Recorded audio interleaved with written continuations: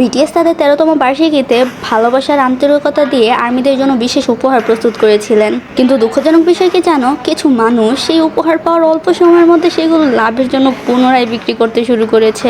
ভাবতে পারছো ব্যাপারটা? শত শত আর্মি সেই উপহার পাওয়ার আসে ঘন্টার পর ঘন্টা লাইনে দাঁড়িয়েছিল, কেউ কেউ খালি হাতেও ফিরে গিয়েছিল। অথচ যারা উপহার পেয়েছিল তাদের মধ্যে কিছু মানুষ সেগুলোকে ভালোবাসার স্মৃতি হিসেবে না রেখে টাকার বিনিময়ে বিক্রি করে দিয়েছে। একজন সত্যিকারের আর্মি কখনোই এমনটা করতে পারবে না, কারণ বিটিএস এর দেওয়া উপহার একজন সত্যিকারের আর্মির কাছে শুধু একটা বস্তু নয়, বরং বিটিএস এর ভালোবাসা, কৃতজ্ঞতা আর আন্তরিকতার স্পর্শ।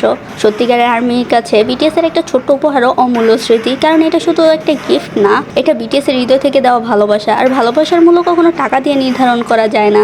যারা এই উপহারগুলোকে বিক্রি করেছে তারা হয়তো এর দাম জানে, কিন্তু একজন সত্যিকারের আর্মি জানে এর মূল্য কতটা।